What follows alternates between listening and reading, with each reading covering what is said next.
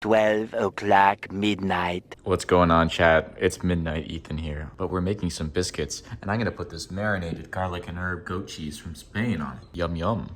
These air fryer biscuits are from Aldi, and they've been sitting in my fridge for almost a month and a half, maybe 2 months actually. This air fryer basket, I'm not gonna lie, it's full of pork belly fat. I need to clean it. But honestly, I think that's gonna give this a lot of flavor. Pork belly goat cheese biscuit vibe. I don't know, like if I was at a restaurant, I'm not gonna lie, I would eat that up.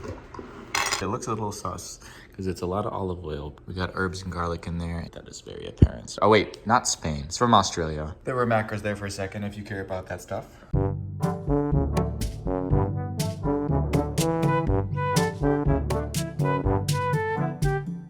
Final verdict. Quick taste test. Let's rate this 1 through 10. We love a good fluffy bottom. Wow. I would give it a 9 out of 10. The next day.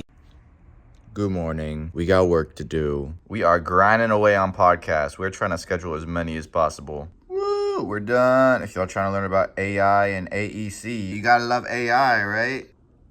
All right, we're writing newsletters today too. We got some Substack action going on. Chat, we're done with work. We're going on a journey today. Let's get out of this thing and go to Lake Michigan. Spoiler alert, we're getting a Chicago dog first.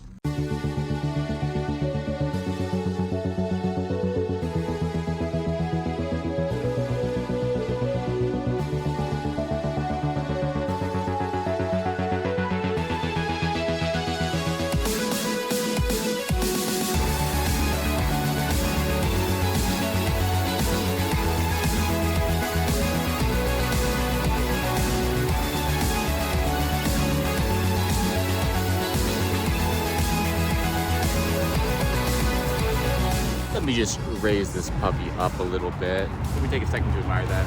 Oh my goodness. Wow. 11,000 out of 10. Anyone who tells you Chicago dog is mid is lying to your face. They're a sick son of a gun. My favorite part about Chicago dogs, the unnaturally green relish. While we're here, I think we should do a tier list of elements of a Chicago dog. Starting off at S tier, we have the relish, but specifically the very green relish, Chicago style relish. Also at S tier, I'm going to have to put the sports peppers. The sports peppers give it a really good zing, and I think that's crucial. A little snap to it, like look at that. Tomatoes, I would go B tier because they get soggy over time. You guys ever tried to eat a leftover Chicago dog? It's not a fun experience. I don't hate tomatoes, especially if you salt them. I'm an avid tomato advocate. What else do we have? Onions, A tier. You can never hate on onions, especially on a hot dog. I love a little bit of diced onions on a hot dog. Mustard, that I would also put at, I'd put the mustard at B tier, because if the hot dog gets cold, no thank you. Like take the mustard off if it's cold, but piping hot Chicago dog with mustard, delicioso. And then the bun, which Devil Dogs for some reason does not stick to the poppy seed bun. It's a normal bun. Poppy seed bun, I would also give A tier. And then the glizzy, I mean, we're putting everything A tier. Hot take, the glizzy itself, the wiener itself, C tier. Because what makes a Chicago dog is everything around it. It doesn't matter if you have a great wiener or a terrible wiener. Because if you have the right combination of things around it, it can be S tier either way. A life lesson for Chicago dogs and insecure men. Ethan from the future checking in here. I forgot to include the pickle on my tier list. I'm gonna have to go A for pickle, just because sometimes it can get a little too much in terms of the mouthfeel. Depends on the size of the pickle. If it's a properly sized pickle, a mindful and a demure pickle, it can reach A tier. But overall, I would go B, simply because it's a little too much to handle at times in terms of the entire Chicago dog experience.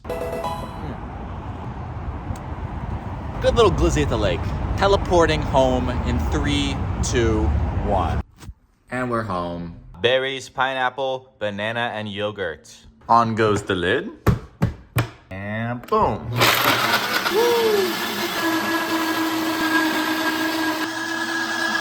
And the reveal. It matches my sweater. Cheers. Wow. My gosh. Thanks for choosing to hang out with me today, y'all. And I'll catch you next time. As always, peace.